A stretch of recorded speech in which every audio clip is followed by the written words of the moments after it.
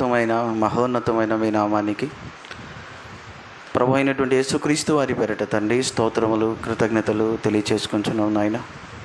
మీ అపారమైనటువంటి ప్రేమ దయ కృప కనికరం చేత మమ్మల్ని ప్రేమించి మా తండ్రి మీరు మాకు అనుగ్రహించిన ప్రభు దినాన్ని బట్టి స్తోత్రం తండ్రి.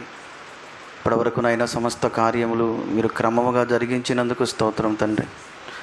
ఈ సమయంలో మా కోసం మీరు ఇచ్చిన వాక్యాన్ని తండ్రి మేము ధ్యానించనై ఉంటుండగా వింటున్న మీ పిల్లలు కేవలం వినువారుగా మాత్రమే ఉండి వారిని వారు మోసం చేసుకోకుండా వింటున్న వాక్యాన్ని ఆలోచించి తమ జీవితాల్లో అనుసరించినట్లుగా సహాయం చేయమని కోరుకుంటూ ఆత్మ సంబంధమైనటువంటి మీ మాటలను తండ్రి మీ పిల్లలతో పంచుకొని ఉన్న నిలబడినటువంటి బలహీనుడిని అల్పుడిని దయతో జ్ఞాపకం చేసుకోండి తండ్రి.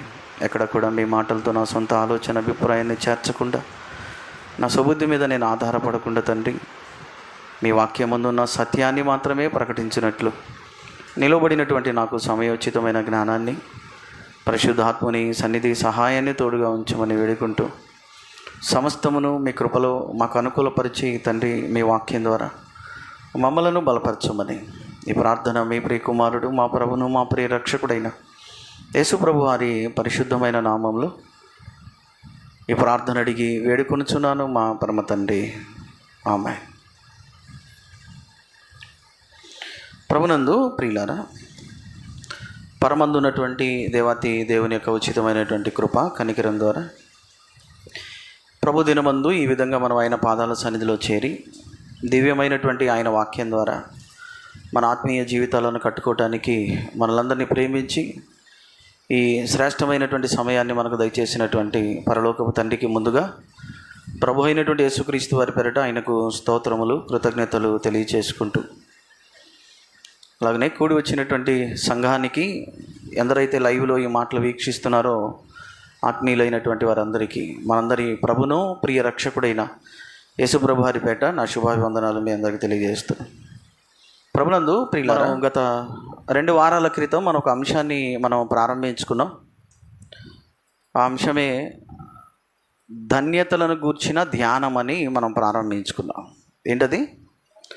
ధన్యతలను గూర్చిన ధ్యానం.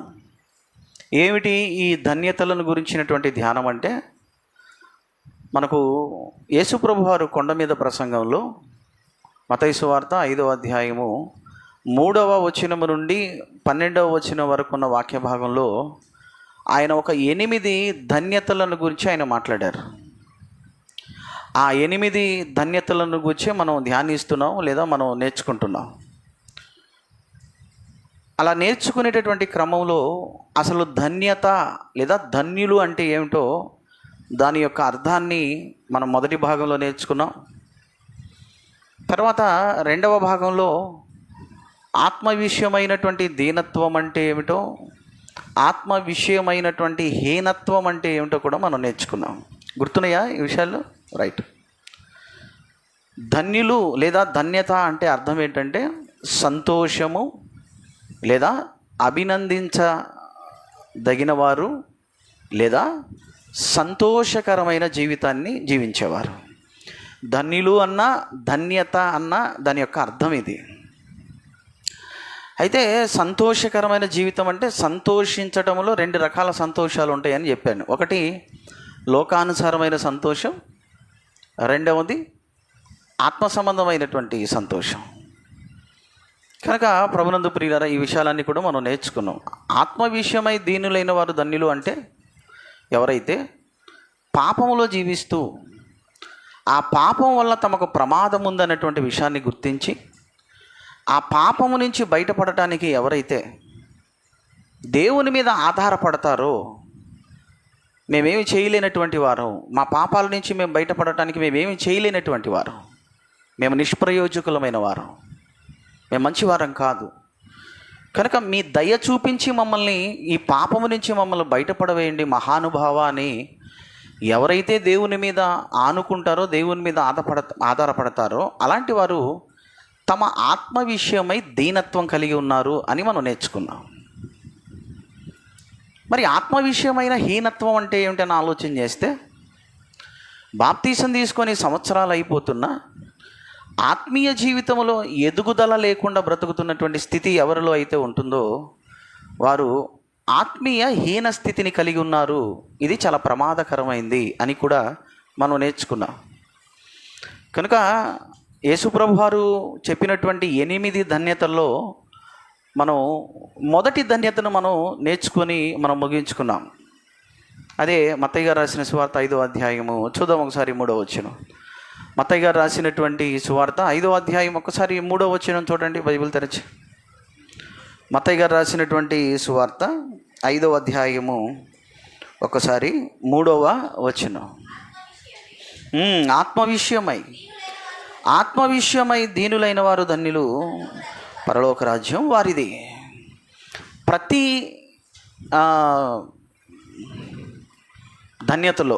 ధన్యతలో కూడా మనకు 3 భాగాలు కనిపిస్తాయని చెప్పాను మీకు. అందులో మొదటి భాగం ఏంటి?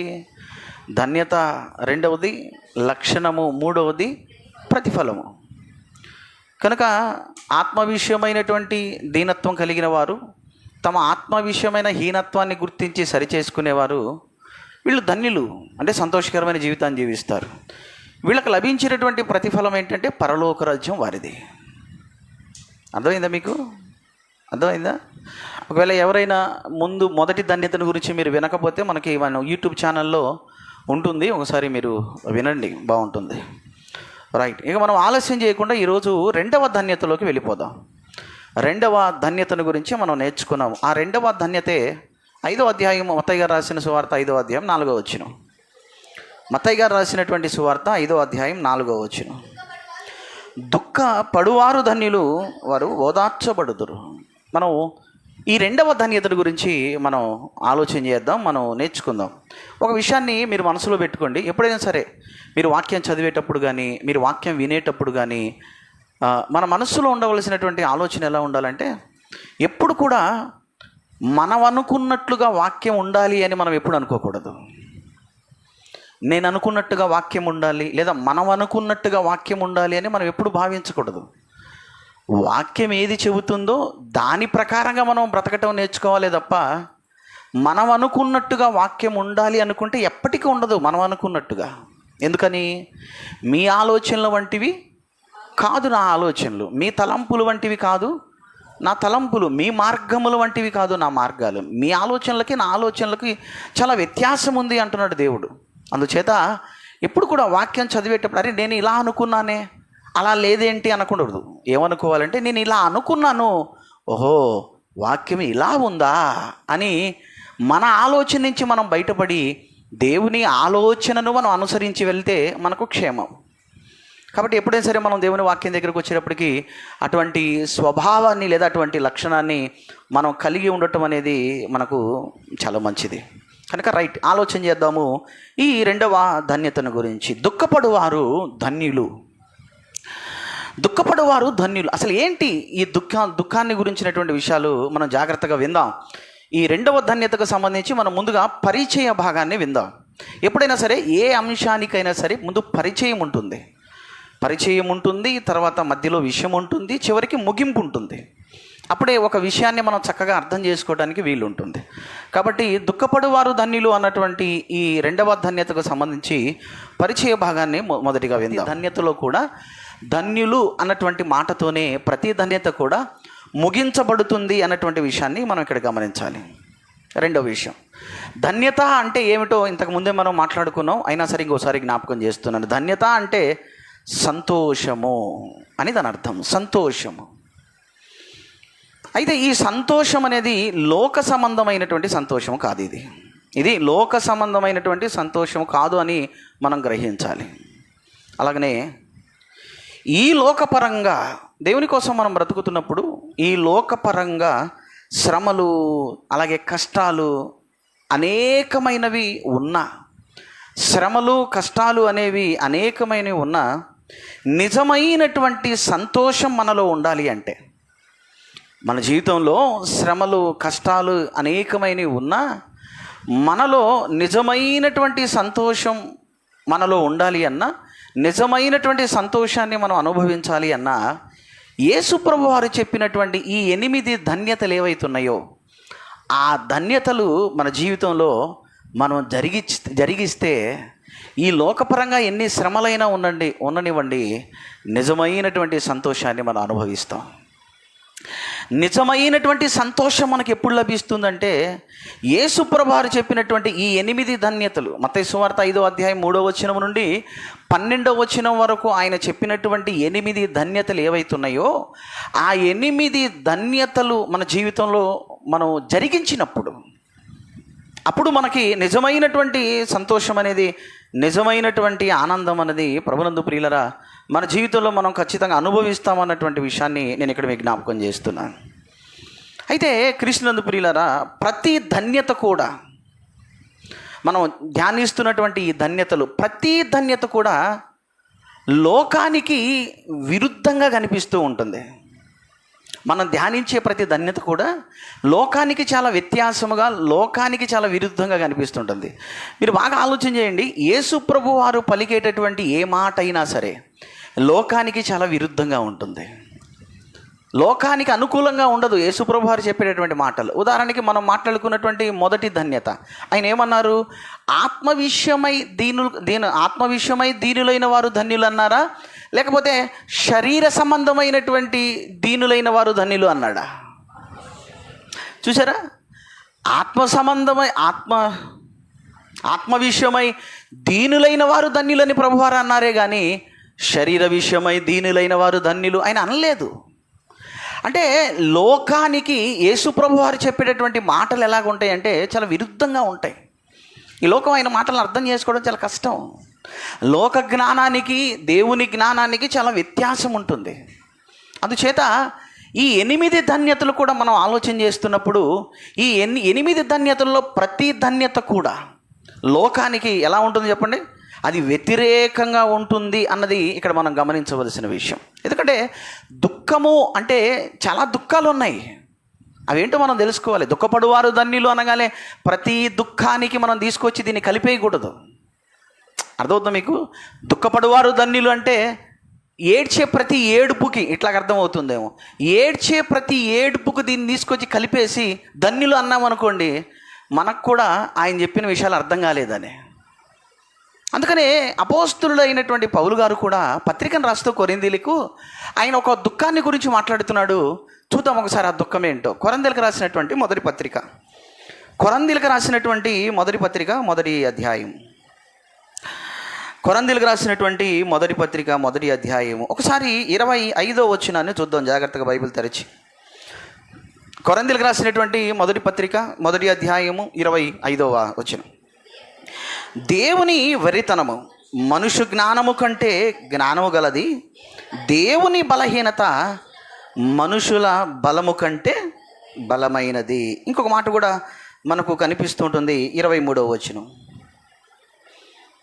23వ వచనము కంటే 21వ వచనం. దేవుని జ్ఞానానుసారముగా లోకము తన జ్ఞానము చేత దేవుణ్ణి ఎరుగకుండినందున సువార్త ప్రకటనయు వెర్రి తనము చేత నమ్మువారిని రక్షించుటకు దేవుని దయాపూర్వకమైన సంకల్పమై ఉన్నది అని 20వ వచనాన్ని కూడా చూస్తే, జ్ఞాని ఏమాయను, శాస్త్రి ఏమాయను, ఈ లోకపు తర్కవాది ఏమాయను, ఈ లోక జ్ఞానము దేవుడు వెర్రితనముగా చేసి ఉన్నాడు అన్నటువంటి మాట కూడా మనకు కనిపిస్తుంది. అలాగే 18వ వచనానికి వెళ్తే 18వ వచనం, సిలువను గూర్చిన వార్త నశించుచున్న వారికి వెర్రితనముగాను రక్షించబడుచున్న మనకి దేవుని శక్తి అని చూడండి. కొన్ని వచనాలు మీకు చూపించాను జ్ఞానమును గురించి. అంటే ఈ కొరింథీయులకు రాసిన మొదటి పత్రిక మొదటి అధ్యాయం 25వ వచనంలో పౌలు గారు ఏం చెప్తున్నాడంటే దేవుని జ్ఞానము. ఏమిటి దేవుని జ్ఞానము? ధన్యతలు. యేసు ప్రభువు వారు చెప్పినటువంటి 8 ధన్యతలు, మనం దాన్ని ఏమనొచ్చు? దేవుని జ్ఞానమేనా? అది దేవుని జ్ఞానమే. అర్థమవుతుందా? దేవుని జ్ఞానం అది. యేసు ప్రభువు వారు చెప్పినటువంటి 8 ధన్యతలు, మత్తయి సువార్తలో కనబడుతున్నటువంటి 5వ అధ్యాయం 3వ వచనం నుండి 12వ వచనం వరకు కనపడుతున్నటువంటి ఈ 8 ధన్యతలు అది దేవుని జ్ఞానము. ఈ దేవుని జ్ఞానం అనేది ఈ లోకానికి ఎలా అనిపిస్తుంది? వెర్రితనముగా కనిపిస్తుంటుంది. దేవుని జ్ఞానము ఎప్పుడు కూడా ఈ లోకానికి ఎలాగ ఉంటుందంటే అది ఒక వెర్రితనముగా కనిపిస్తుంది. అదే చెప్తున్నాడు పౌలు గారు. దుఃఖపడవారు ధన్యులు అనగానే ఈ లోకానికి ఎలా ఉంటుందా మాట? గొప్ప మాట చెప్పాడండి యేసుప్రభువారు అంటారా? ఏంటంటే బుద్ధిగా దుఃఖపడేవారు ఎలాగ ధన్యులు అవుతారు అనేటటువంటి ప్రశ్నే వేస్తుంది. అంటే దేవుని జ్ఞానం అనేది ఈ లోకానికి ఎలా ఉంటుందంటే వెర్రితనముగా అనిపిస్తుంది అన్నది ఇక్కడ మనం ఖచ్చితంగా గమనించవలసినటువంటి అవసరం ఉంది. అంటే అది ఎలా ఉంటుందో కూడా ఒకసారి నేను మీకు చెప్తాను. ధన్యత అంటే ఏంటో చెప్పండి. ధన్యత అంటే ఏంటి? సంతోషం. రైట్. ఇప్పుడు మీరు మత్తయి సువార్త 5వ అధ్యాయం 4వ వచనములో దుఃఖపడవారు ధన్యుల దగ్గర సంతోషం అని పెట్టి చదవండి. ధన్యులు అంటే సంతోషమే కదా, ధన్యులు అంటే సంతోషమే. ఇప్పుడు దుఃఖపడువారు అన్న దగ్గర అన్న దాని పక్కన ధన్యులు అన్న దగ్గర సంతోషం అని పెట్టి చదవండి. చదవాలి. పైన ఉన్నవాళ్ళు చదవాలి, కింద ఉన్నవాళ్ళు చదవాలి. ముందు పైన ఉన్నవాళ్ళు చదవండి. పైన ఉన్నవారు దుఃఖపడువారు సంతోషించెదరు. అంతేనా? అలాగే వస్తుంది అర్థం. రైట్. కింద వాళ్ళు మీరు చదవండి. దుఃఖపడువారు సంతోషించెదరు. ఇప్పుడు మీరు చెప్పండి, ఈ దేవుని జ్ఞానము లోకానికి ఎలా ఉంటుంది? దుఃఖపడేవారు సంతోషించడం ఏంటి అన్నటువంటి ప్రశ్న వస్తుందా లేదా? దుఃఖపడువాడు ఎలా సంతోషిస్తాడు? దుఃఖపడేవాడు ఎలా సంతోషిస్తాడు? కనుక ప్రభునందు ప్రియమైనటువంటి దేవుని బిడ్డలారా, ఈ లోకానికి దేవుని జ్ఞానం అనేది ఎలా ఉంటుందంటే వెర్రితనముగా ఉంటుంది. అర్థం కాదు ఈ లోకానికి. అందుచేత ఈ లోకం ఎప్పుడు కూడా దేవుని జ్ఞానాన్ని అంగీకరించదు. ఈ లోకం దేవుని జ్ఞానాన్ని తృణీకరిస్తూ ఉంటుంది. అందుకే మీరు గమనించండి, భూమి మీద నివసిస్తున్నటువంటి మనుషుల్లో ఎక్కువ మంది, దాదాపుగా 99% ఎక్కువ మంది దుఃఖపడటానికి ఇష్టపడతారా, సంతోషించడానికి ఇష్టపడతారా? దేనికి ఇష్టపడతారు?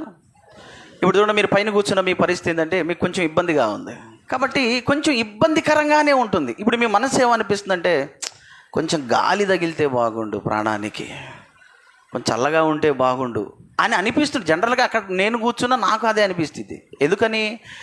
మనం దుఃఖపడటానికి లేదా బాధను అనుభవించటానికి మనం ఇష్టపడం. జనరల్గా సమాజం ఏంటంటే దుఃఖపడటానికి ఇష్టపడదు. అందుకనే ఈ సమాజానికి దేవుని జ్ఞానం ఎలా ఉంటుంది? వెర్రితనముగా ఉంటుంది. అందుకే మీరు చూసినట్లయితే ఈరోజు సమాజం ఆనందాన్ని, సంతోషాన్ని డబ్బులు ఇచ్చి మరీ కొనుక్కుంటుంది. సంతోషాన్ని, ఆనందాన్ని, దుఃఖపడటానికి ఇష్టపడినటువంటి ఈ సమాజం ఆనందాన్ని, సంతోషాన్ని ఏం చేస్తుందంటే డబ్బులు ఇచ్చి మరీ కొనుక్కుంటుంది. ఎలాగా? కొన్ని షోస్ జరుగుతూ ఉంటాయి. ఏదో కామెడీ షో ఒకటి ఉంది, స్టాండింగ్ కామెడీ అని ఉంటుంది. స్టాండ్ ఆఫ్ కామెడీ అని ఒక షో ఉంటుంది. అందులో ఏంటంటే ఒక వ్యక్తి నిలవబడి ఏం చేస్తుంటే కొన్ని జోకులు వేస్తూ ఉంటాడు. జోకులు వేస్తుంటే వచ్చిన వాళ్ళంతా కూడా ఏం చేస్తుంటారంటే పగలబడి నవ్వుతూ ఉంటారు. ఈ షో ఊరకనే జరగదు, దానికి కొంచెం డబ్బులు చెల్లించి మరీ వెళ్ళాలి. అంటే మనిషి దుఃఖపడటానికి ఇష్టపడినటువంటి ఈ సమాజం సంతోషాన్ని డబ్బులు ఇచ్చి మరీ కొనుక్కుంటుంది అన్న విషయాన్ని ఇక్కడ మనం జ్ఞాపకం చేసుకోవాలి. తర్వాత రెండో విషయం ఏంటంటే ఇక్కడ మనం గమనించవలసింది, ఈ లోకం అనేది ఎప్పుడు కూడా మనం ఆనందిస్తుంటే మనతో కలిసి ఆనందించింది, కానీ మనం బాధపడుతున్నప్పుడు మనతో కలిసి బాధపడటానికి ఇష్టపడదు. ఏమంటారు? మనం సంతోషిస్తున్నప్పుడు మనతో కలిసి సంతోషించడానికి, మనం నవ్వుతున్నప్పుడు మనతో కలిసి నవ్వటానికి ఈ సమాజం ఇష్టపడుతుంది, కానీ మనం బాధపడుతున్నప్పుడు మనతో కలిసి బాధపడటానికి ఈ సమాజం ఇష్టపడుతుందా?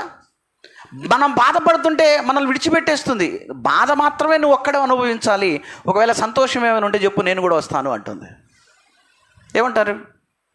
చూడండి, మన సమాజంలో మన పరిస్థితులు అన్నీ బాగున్నాయి అనుకోండి, ఆరోగ్యం బాగుంది, ఆర్థికంగా బాగుంది, అన్నీ బాగున్నాయి పరిస్థితులు. ఇలా అన్నీ బాగున్నప్పుడు మీరు గమనిస్తే ఎక్కడ లేని చుట్టరికాన్ని కలుపుకొని వచ్చేస్తారు మనోళ్ళు. అవునా కదా? అన్నీ బాగుంటాయి. నేను మీ కాలు విడిచిన, వేలు విడిచిన, అన్నీ విడిచిన మీకు దూరపు చుట్టాన్ని అనేస్తారు వచ్చి. ఎందుకంటే అన్నీ బాగుంటే అందరూ వస్తారు, అందరు పలకరి మావాడేనండి, మా బంధువు అండి, మా చుట్టం అండి, మావాడండి అని అందరికీ మన గురించి చెప్పుకుంటారు. కానీ అదే మన పరిస్థితి బాగాలేకపోతే, ఆర్థికంగా కానీ ఆరోగ్యపరంగా కానీ మనం ఒకవేళ దెబ్బతిని ఉంటే చెప్పండి, మనతో కలిసి ఆ దుఃఖంలో పాలు పంచుకోవడానికి లేదా దుఃఖపడటానికి ఎవరైనా ఇష్టపడతారా? ఇష్టపడరు. అందుకే ప్రభునందు ప్రియమైనటువంటి దేవుని బిడ్డలారా, ఈ లోకానికి దుఃఖం అంటే నచ్చదు. ఈ లోకం దుఃఖపడటానికి ఇష్టపడట్లేదు. అందుకే ఈ లోకానికి యేసు ప్రభువు వారు చెప్పినటువంటి జ్ఞానము ఎలా ఉంటుందంటే వెర్రితనముగా అనిపిస్తుంది. దుఃఖపడేవారు సంతోషించడం ఏంటండి అని ఈ సమాజం ప్రశ్నిస్తుంది. అంటే ఈ సమాజానికి దేవుని జ్ఞానం ఎలా ఉందని వాక్యం చెప్తుంది. ఎలా ఉంది దేవుని జ్ఞానం? ఈ లోకానికి చెప్పండి, వెర్రితనముగా ఉంది. కనుక ప్రభునందు ప్రియమైనటువంటి దేవుని బిడ్డలు, ఇకపోతే దుఃఖము అన్నటువంటి మాటకి మరికొన్ని అర్థాలు ఉన్నాయి. దుఃఖము అన్నటువంటి మాటకి ఏం అర్థాలు ఉన్నాయంటే విలపించుట అనేటటువంటి అర్థం కూడా వస్తుంది. దుఃఖపడుట అన్నటువంటి మాటకు వచ్చేటటువంటి అర్థం ఏంటంటే విలపించుట అన్నటువంటి అర్థం కూడా ఉంటుంది. అయితే ఈ విలపించటం అనేది లేదా ఈ దుఃఖం అనేది అనేక విధాలుగా ఉంటుంది. దుఃఖం అనేది, విలపించటం అనేది అనేక విధాలుగా ఉంటుంది. ఉదాహరణకి యోసేపు గారు చనిపోయాడు అనుకొని యాకోబు గారు యోసేపు గారి విషయమై ఆయన విలపించినట్టుగా, దుఃఖించినట్టుగా దేవుని వాక్యంలో ఉంటుంది. ఇదొక విషయం.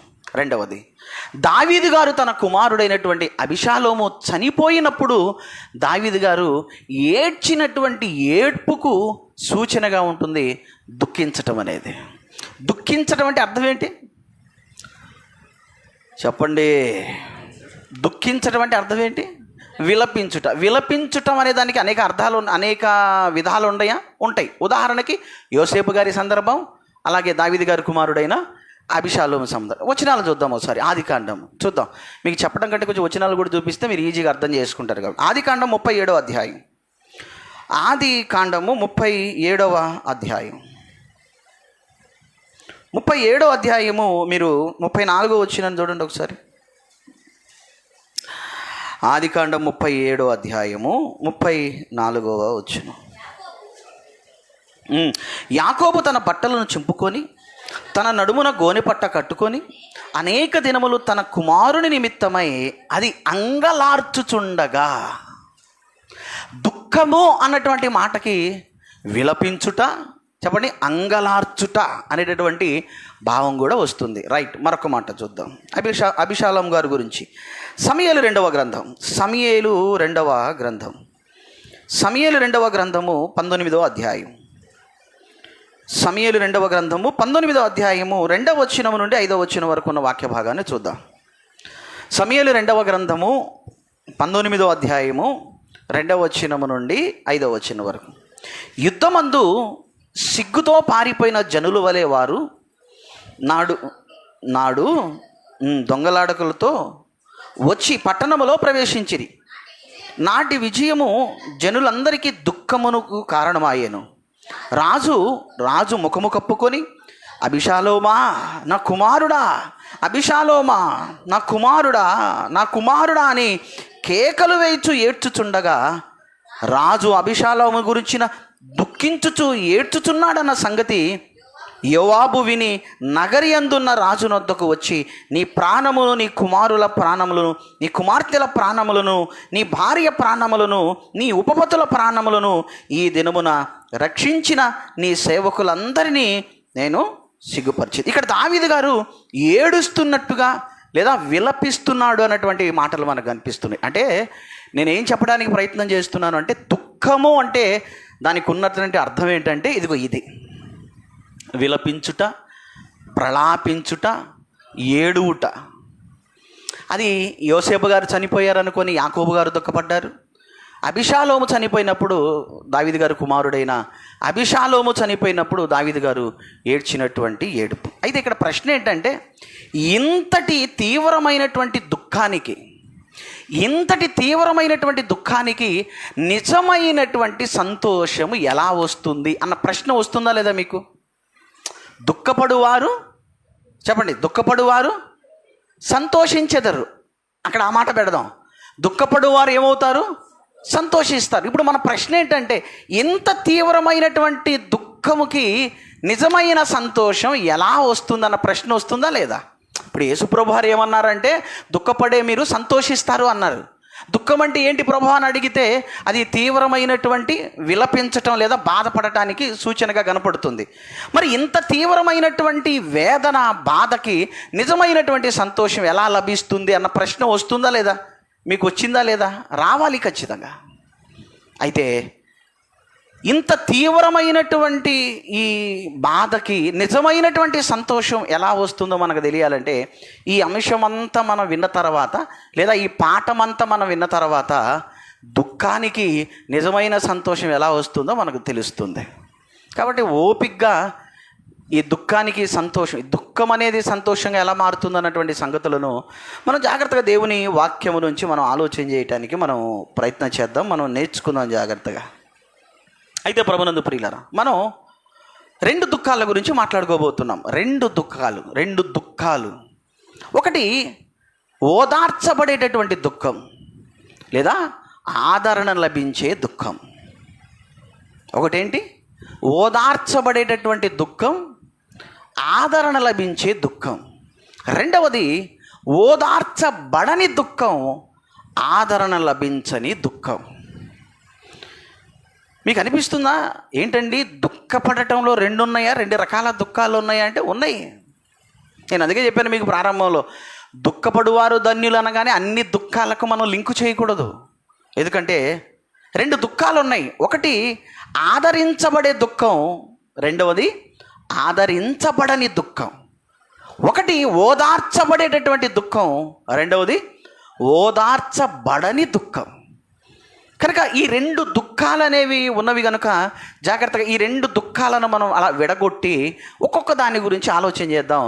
ముందుగా మనం ఏం చేద్దామంటే ఆదరించబడని దుఃఖం గురించి మనం నేర్చుకుందాం. ఓదార్పు లభించని దుఃఖం గురించి మనం నేర్చుకుందాం. అదేంటో జాగ్రత్తగా చూద్దాం. ఒకసారి బైబిల్ తెరిచి యేసుప్రభువారు చెప్పినటువంటి 2వ ధన్యతను చూడండి. ఒకసారి మత్తయి గారు రాసిన సువార్త 5వ అధ్యాయము ఒకసారి చూడండి, 4వ వచనాన్ని చూడండి ఒకసారి. మత్తయి గారు రాసిన సువార్త 5వ అధ్యాయము 4వ వచనం. మత్తయి గారు రాసిన సువార్త 5వ అధ్యాయము 4వ వచనం. రైట్. దుఃఖపడువారు ధన్యులు, వారు ఓదార్చబడదురు. ఇక్కడ యేసుప్రభువారు చెబుతున్నటువంటి దుఃఖం ఏంటి? ఎటువంటి దుఃఖపడేవారు ఓదార్చబడతారు అని ఆలోచన చేస్తే ఇక్కడ యేసుప్రభువారు ఏం చెప్పట్లేదంటే ప్రజలందరూ ఏడుస్తున్నారు కాబట్టి, బాగా వినండి, ప్రజలందరూ ఏడుస్తున్నారు కాబట్టి వారి మీద ఆశీర్వాదం నిలిచి ఉంటుందని ప్రభువారు చెప్పట్లేదు. జాగ్రత్తగా అర్థం చేసుకోండి. ప్రజలందరూ ఏడుస్తున్నారు కాబట్టి ఆ ఏడ్చే ప్రజలందరి మీద ఆశీర్వాదం నిలిచి ఉంటుందని యేసుప్రభువారు చెప్పట్లేదు. అది కాదు ఈయన ఇక్కడ చెప్తుంది. మత్తయి సువార్త 5వ అధ్యాయము 4వ వచనంలో ప్రభువారు అది చెప్పట్లేదు. అందరూ ఏడుస్తున్నారు కాబట్టి అందరి మీద ఆశీర్వాదం నిలిచి ఉంటుందన్నటువంటి విషయాన్ని ప్రభువారు చెప్పట్లేదు. ఎందుకంటే ఏడవటంలో ప్రత్యేకమైనటువంటి గుణం ఏముండదు. ఉంటుందా? ఏడవటంలో ప్రత్యేకమైన గుణం ఉంటుందా? అది ఒక గుణాన్ని, ఒక లక్షణాన్ని సూచించదు ఏడుపు అనేది. అందుచేత యేసుప్రభువారు ఇక్కడ చెబుతున్నటువంటి దుఃఖం ఏదైతే ఉందో, ప్రజలందరూ ఏడుస్తున్నారు కాబట్టి వాళ్ళ మీద ఆశీర్వాదం నిలిచి ఉంటుందన్నది ఇక్కడ యేసుప్రభువారు చెబుతున్నటువంటి మాట కాదు అన్నది ఇక్కడ మనం గమనించవలసినటువంటి అవసరత ఉంది. పౌలు గారు పత్రికను రాస్తూ ఒక దుఃఖాన్ని గురించి మాట్లాడుతున్నాడు. ఆ దుఃఖం ఏంటో చూద్దాం. కొరింథీయులకు రాసినటువంటి దానికంటే ముందుగా ఇక్కడ ఇంకో విషయం చెప్పాలి మీకు. అదేంటంటే, అయితే దేవుడు ఆయన పిల్లలు సంతోషంగా ఉండాలని కోరుకోవట్లేదా అంటే, ఆయన పిల్లలు సంతోషంగా ఉండాలని ఆయన కోరుకుంటాడు. ఆయన పిల్లలు ఆనందంగా ఉండాలని కోరుకుంటాడు ఆయన. లోకమంతా ఏడుస్తుంది కాబట్టి ఏడుస్తున్న వారి మీద ఆశీర్వాదం ఉంటుందని ప్రభు చెప్పట్లేదు. అలాగని ఆయన పిల్లలు ఏడుస్తూ, లేదా ఆయన పిల్లలు సంతోషంగా ఉండాలని దేవుడు కోరుకోవట్లేదా అంటే, సంతోషంగా ఉండాలని ఆయన కోరుకుంటున్నాడు అన్నది బైబిల్ గ్రంథంలో అనేకమైన వచనాల్లో మనకు కనిపిస్తూ ఉంటుంది. ఆయన పిల్లలు సంతోషంగా ఉండాలి, ఆయన పిల్లలు ఆనందంగా ఉండాలనేది అనేకమైనటువంటి వచనాల్లో మనకు కనిపిస్తుంటే 2 వచనాలు చూద్దాం. సామెతల గ్రంథాన్ని చూద్దాం ఒకసారి. సామెతల గ్రంథం 17వ అధ్యాయము. బైబిల్ చదివేవాళ్ళు కొంచెం టక్క తీసి చదవాలి. సామెతల గ్రంథము 17వ అధ్యాయం 22వ వచనం. సామెతల గ్రంథము 17వ అధ్యాయము 22వ వచనం. సంతోషము గల మనస్సు ఆరోగ్యకరము, సంతోషకరమైనటువంటి మనసు ఆరోగ్యకరం. అంటే దేవుడు ఆయన పిల్లలైనటువంటి వారు సంతోషంగా ఉండాలన్నది ఆయన ఉద్దేశం. సంతోషంగా ఉండాలని ఆయన కోరుకుంటున్నాడు. రైట్, ఇంకో మాట చూద్దాం. ఫిలిప్పీలకు రాసినటువంటి పత్రిక, క్రొత్త నిబంధనలో ఫిలిప్పీలకు రాసినటువంటి పత్రిక 4వ అధ్యాయము వచనము కూడా 4 చూద్దాం. ఫిలిప్పీలకు రాసినటువంటి పత్రిక, క్రొత్త నిబంధన, ఫిలిప్పీలకు రాసినటువంటి పత్రిక 4వ అధ్యాయము 4వ వచనం. ఎల్లప్పుడూ ప్రభునందు ఆనందించుడి, మరలా చెప్పుదును ఆనందించుడి. చెప్పండి, మీరు చెప్పండి. ఇప్పుడు దేవుడు ఆయన పిల్లలైనటువంటి వారు సంతోషించాలనుకుంటున్నాడా, సంతోషించకూడదనుకుంటున్నాడా? సంతోషించాలనుకుంటున్నాడు ఆయన పిల్లలు. కాబట్టి జాగ్రత్తగా యేసుప్రభు వారు చెప్తున్నటువంటి దుఃఖము, లోకం ఏడుస్తుంది కనుక ఆ ఏడుస్తున్నటువంటి లోకం మీద నా ఆశీర్వాదం నిలిచి ఉంటుందని ప్రభువు చెప్పట్లేదు. అలాగని ఆయన పిల్లలనేటటువంటి వారు సంతోషించాలని దేవుడు కోరుకోవట్లేదా అంటే ఆయన కోరుకుంటున్నాడు, ఆనందించాలని కోరుకుంటున్నాడు అన్న విషయాన్ని కూడా, ఈ 2 విషయాలను కూడా జాగ్రత్తగా మనం గమనించవలసినటువంటి అవసరం ఉంది. అయితే ప్రభునందు ప్రియులరా, కొంతమంది దుఃఖపడతారు, కానీ ఆ దుఃఖం అనేది ఆదరించబడని దుఃఖం అని పౌలు గారు రాస్తున్నాడు. ఒక దుఃఖం ఉంది, ఆ దుఃఖపడేటటువంటి వారికి ఆదరణ లభించదు, ఆ దుఃఖానికి ఓదార్పు లభించదని పౌలు గారు చెప్తున్నాడు.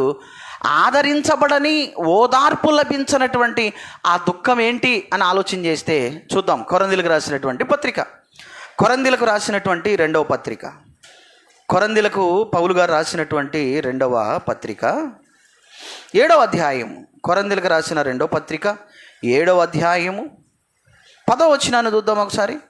కొరింథీయులకు రాసినటువంటి 2వ పత్రిక 7వ అధ్యాయము 10వ వచనం. 7వ అధ్యాయము 10వ వచనం. దైవ చిత్తానుసారమైన దుఃఖము రక్షణార్థమైన మారు మనసును కలుగు చేయును, ఈ మారు మనసు దుఃఖమును పుట్టించదు. అయితే లోక సంబంధమైన దుఃఖము మరణమును కలుగ చేయును. Note this point. లోకపరమైనటువంటి, అంతేనా? అయితే లోక సంబంధమైన దుఃఖము మరణమును కలుగ చేయును. ఇక్కడ 2 దుఃఖాలు కనిపిస్తున్నాయి మీకు. ఒకటి దైవ చిత్తానుసారమైన దుఃఖం, ఒకటి రెండవది లోక సంబంధమైనటువంటి దుఃఖము. కనిపిస్తున్నాయా ఆ వచనంలో 2 దుఃఖాలు? కనిపిస్తున్నాయా? ఏనా కనిపిస్తున్నాయా? రైట్. ఆ వచనంలో మీకు 2 దుఃఖాలు కనిపిస్తున్నాయమ్మా? కనిపిస్తున్నాయి కదా? రైట్. ఇక్కడ పౌలు గారు ఏమంటున్నాడంటే 2వ దుఃఖాన్ని గురించి మాట్లాడుతూ, లోక సంబంధమైనటువంటి దుఃఖం అంట అదేం చేస్తుంది? మరణాన్ని కలుగజేస్తుంది అన్నాడు. ఏమిటి లోక సంబంధమైనటువంటి దుఃఖము అని ఆలోచన చేస్తే, లోక సంబంధమైనటువంటి దుఃఖము అది ఒక వ్యక్తి తన క్రియల వలన తెచ్చుకునేటటువంటి దుఃఖము. వినండి జాగ్రత్తగా. లోక సంబంధమైనటువంటి దుఃఖం ఏంటి అంటే, ఒక వ్యక్తి తన క్రియల వలన లేదా తాను చేసిన పనుల వలన తెచ్చుకునేటటువంటి దుఃఖమే లోక సంబంధమైన దుఃఖము. అర్థమవుతుందా? ఏమైనా కన్ఫ్యూజ్గా ఉందా? అర్థమవుతుందా? క్లారిటీగానే ఉందా అమ్మా? ఏం బాబు మీకు కూడా చెప్పండి. లోక సంబంధమైన దుఃఖము అంటే ఏంటి? లోక సంబంధమైన దుఃఖం అంటే ఒక వ్యక్తి తన క్రియలు అంటే తాను చేసిన పనుల వలన తెచ్చుకునేటటువంటి దుఃఖము. అది ఎలా ఉంటుందో కూడా చెప్తాను మీకు, ఈజీగా అర్థం కావటానికి. అది ఎలా ఉంటుందంటే, ఒక విద్యార్థి ఉన్నాడు. ఒక విద్యార్థి పరీక్షలు రాశాడు, కానీ పరీక్షలు రాయటానికి ముందుగా అసలు చదువుకోలేదు. సరిగా చదువుకోకుండా, సరిగా సిద్ధపడకుండా పరీక్షలు రాశాడు. పరీక్షలు రాసినా ఫెయిల్ అయిపోయాడు, తప్పిపోయాడు. ఇప్పుడు తప్పిపోయినటువంటి ఈ విద్యార్థి ఏం చేస్తున్నాడంటే ఏడుస్తున్నాడు, అంటే దుఃఖపడుతున్నాడు. పరీక్షల్లో తప్పినటువంటి ఈ విద్యార్థి దుఃఖపడుతుంటే అలాంటి వాడిని నేను ఓదారుస్తాను, అలాంటి వారు ఓదార్చబడుదురని యేసుప్రభువు వారు చెప్పట్లేదు. మీకు అర్థమైందా? లోక సంబంధమైనటువంటి దుఃఖం అంటే ఒక వ్యక్తి తన క్రియల వలన తెచ్చుకునేటటువంటి దుఃఖము. అది ఎలా ఉంటుంది? ఒక విద్యార్థి ఉన్నాడు, అసలు చదవలేదు. చదవనుడు ఎలా పాస్ అవుతాడు? ఇప్పుడు ఈరోజు చదివిన వాళ్ళు పాస్ అవ్వటమే అసలు కత్తి మీద సాములాగా అయిపోయింది. అందుకనే చూడండి, పిల్లలు ఎగ్జామ్స్ వస్తున్నాయి అనగానే ఏమీ లేదు, ఇంకా వాళ్ళకి ఒక ఫైటే. వాళ్ళకి స్పెషల్ క్లాసులను ఉంటాయి, చాలా చాలా రిస్క్ ఒక వ్యక్తి ర్యాంకు కొట్టాడు అంటే దాని వెనక ఎంతో కష్టం ఉంటుంది, ఎంతో చదివి ఉంటాడు, దానికోసం ఎంతో కష్టపడి ఉంటాడు, కనుకనే ర్యాంకు కొట్టాడు. ఒక విద్యార్థి ఫెయిల్ అయ్యాడంటే వాడు సరిగా ప్రిపేర్ అవ్వలేదు, వాడు సరిగా చదవలేదు. వాడు కనుక సరిగా చదవకుండా ఫెయిల్ అయినటువంటి తప్పిపోయినట్టు ఒక విద్యార్థి ఏడుస్తున్నాడు కనుక, లేదా దుఃఖపడుతున్నాడు కాబట్టి అలాంటి వారు ఓదార్చబడుదురు అని ప్రభువారు చెప్పట్లేదు అంటున్నాను నేను. లోక సంబంధమైన దుఃఖం అంటే ఏంటంటే ఇది. మీరు చెప్పండి, ఈ విద్యార్థి తప్పటానికి కారణం ఏంటి? అతని క్రియలు, అంతేనా? అతను చేసినటువంటి పనులు, అంటే అతను సరిగ్గా చదవకపోవటం వల్ల తప్పిపోయాడు కాబట్టి దుఃఖపడుతున్నాడు. ఇటువంటి దుఃఖపడుతున్న వారిని నేను అలాంటి వారు ఓదార్చబడుదురని యేసుప్రభువారు చెబుతున్నాడా? ఇప్పుడు పరీక్షల్లో తప్పిపోయిన వాడి దగ్గరికి వెళ్ళి ఏడుస్తుంటే యేసుప్రభువారు బైబిల్లో ఒక మాట అన్నాడు. ఏమిటో తెలుసా? దుఃఖపడువారు ధన్యులు, వారు ఓదార్చబడుదురు అన్నాడు. కాబట్టి నువ్వు దుఃఖపడకు, నువ్వు ఓదార్చబడదు అని వాడితో మనం అనొచ్చా? పరీక్షలో తప్పిపోయినవాడు ఏడుస్తున్నాడు, దుఃఖపడుతున్నాడు. వాడి దగ్గరికి వెళ్ళి, ఒరేయ్ నువ్వు ఏడవకు, యేసుప్రభువారు బైబిల్లో ఒక మాట చెప్పాడు, దుఃఖపడువారు ధన్యులు, వారు ఓదార్చబడుదురు అంటే నీకోసమే, నువ్వు ఏడవద్దు, దేవుడు నిన్ను ఓదారుస్తాడని మనం అనవచ్చా? ఆ దుఃఖము ఓదార్చబడేదేనా? ఆ దుఃఖము ఆదరించబడేదేనా? కాదు. ఎందుకని? అది లోక సంబంధమైన దుఃఖము. లోక సంబంధమైనటువంటి దుఃఖము ఒక వ్యక్తికి ఎప్పుడు వస్తుందంటే అతడు చేసిన పనుల వలన లేదా క్రియల వలన వచ్చేదే లోక సంబంధమైనటువంటి దుఃఖము. కనుక ప్రభునందు ప్రియమైనటువంటి దేవుని బిడ్డలారా, దీన్ని మనం ఏమనొచ్చు అంటే ఇది ఆదరించబడినటువంటి దుఃఖము. దీనికి ఆదరణ అనేది లభించదు. యేసుప్రభువారు చెబుతున్నటువంటి మాటను జాగ్రత్తగా మనం గమనించవలసినటువంటి అవసరం ఉంది. లోకానుసారమైనటువంటి దుఃఖము అది ఇంకా ఎలా ఉంటుందో కూడా మరొక దుఃఖాన్ని గురించి కూడా చెబుతాను. లోక సంబంధమైనటువంటి దుఃఖం ఎలా ఉంటుందంటే, ఒక వ్యక్తి అనారోగ్యం పాలయ్యాడు,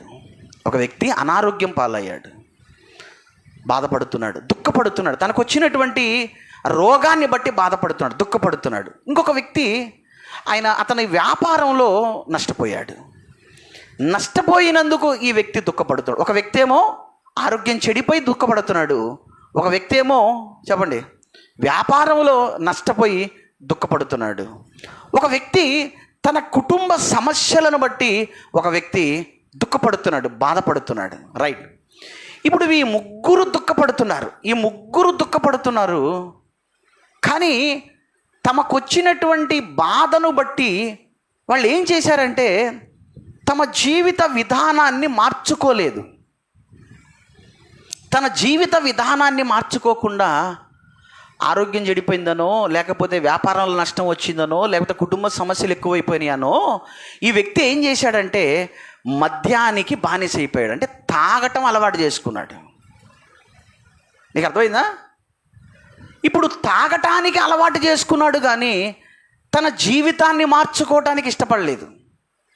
తన జీవితాన్ని మార్చుకోవటానికి ఇష్టపడక తాగుడికి బానిస అయిపోయాడు ఈ వ్యక్తి. మీరు చెప్పండి, ఇప్పుడు ఈ దుఃఖం అనేది ఆదరించబడేటటువంటి దుఃఖమేనా, ఓదార్చబడేటటువంటి దుఃఖమేనా? ఇది ఏమంటారు?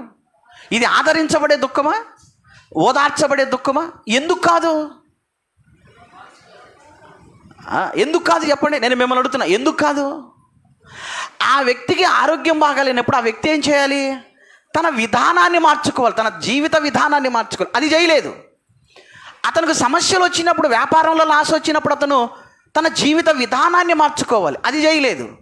తన కుటుంబంలో సమస్యలు వచ్చినప్పుడు ఆ వ్యక్తి తన జీవిత విధానాన్ని మార్చుకోలేదు. ఇది చెయ్యకుండా ఏం చేశాడంటే తాగటానికి అలవాటైపోయాడు, మద్యానికి బానిస అయిపోయాడు.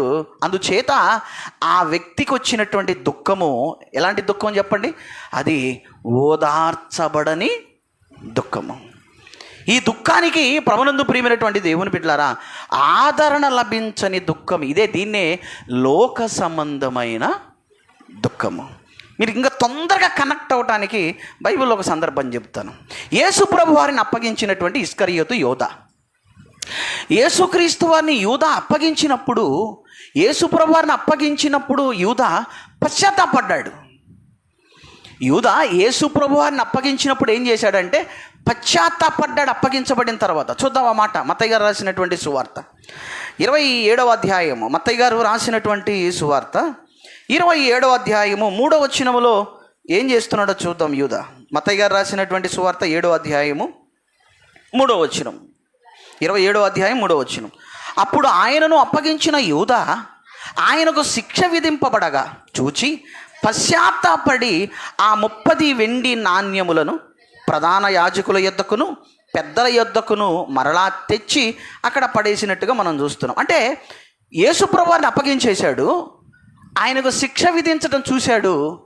నేను ఇంత నీతిమంతుడిని అప్పగించేశానా అని యూదా పశ్చాత్తాపడ్డాడు, బాధపడ్డాడు. అయితే బాధపడినటువంటి యూదా, తప్పు చేశాను అని తెలుసుకున్నటువంటి యూదా తన తప్పును దిద్దుకోవటం కోసం ప్రభువు వైపుకు తిరగలేదు. దుఃఖపడ్డాడు తప్పు చేశానని. తన తప్పును సరిదిద్దుకోవటానికి యూదా ప్రభువు వైపుకు తిరగలేదు. ఒకవేళ ప్రభువు వైపుకు యూదా తిరిగి ఉంటే యూదా యొక్క దుఃఖము ఎలా ఉండేది? అది ఓదార్చబడేటటువంటి దుఃఖమై ఉండేది. కానీ యూదా బాధపడ్డాడు కానీ ప్రభు వైపు తిరగలేదు. 26వ అధ్యాయం మత్తయి గారు రాసిన సువార్త 26వ అధ్యాయం 26వ అధ్యాయము ఒకసారి 24వ వచనాన్ని చూద్దాం. 26వ అధ్యాయము 24వ వచనం. మత్తయి గారు రాసిన సువార్త 26వ అధ్యాయము 24వ వచనం. మనుష్య కుమారుని గురించి వ్రాయబడిన ప్రకారం ఆయన పోవుచున్నాడు కానీ ఎవని చేత మనుష్య కుమారుడు అప్పగించబడునో ఆ మనుషునికి శ్రమ, ఆ మనుషుడు పుట్టి ఉండని ఎడల వానికి మేలు. జాగ్రత్తగా గమనించండి ప్రియమైన దేవుని బిడ్డలారా. 2 దుఃఖాలు కనిపిస్తున్నాయి. ఒకటి లోక సంబంధమైనది, దాని గురించి మనం ఆలోచన చేస్తున్నాం. ఈ లోక సంబంధమైనటువంటి దుఃఖము ఓదార్చబడినటువంటి దుఃఖము. లోక సంబంధమైనటువంటి దుఃఖానికి ఆదరణ లభించదు. ఏమిటి లోక సంబంధమైనటువంటి దుఃఖం అంటే, ఒక వ్యక్తి తన క్రియల వలన తెచ్చుకునేటటువంటి దుఃఖమే లోక సంబంధమైనటువంటి దుఃఖము. ఆ లోక సంబంధమైనటువంటి దుఃఖానికి ఏం లభించదు? ఓదార్పు లభించదు, ఆదరణ లభించదు. సరిగా ఎగ్జామ్కి ప్రిపేర్ అవ్వకుండా పాస్ అయినటువంటి విద్యార్థి ఫెయిల్ అయితే అతడు దుఃఖపడుతున్నప్పుడు చెప్పండి, ఆ దుఃఖానికి ఆదరణ లభిస్తుందా? అదా యేసుప్రభువు వారు చెప్పింది? కాదు. ఒక వ్యక్తి సమస్యల్లోకి వెళ్ళిపోయినప్పుడు అతనికి వచ్చిన సమస్యలను బట్టి అతడు దేవుని వైపు తిరగకుండా అతను లోకం వైపు తిరిగాడు, లోకంలో ఉన్న వాటిని ఆశించాడు. చెప్పండి, అతను దుఃఖము ఓదార్చబడే దుఃఖమా? యూదా యేసుప్రభువు వారిని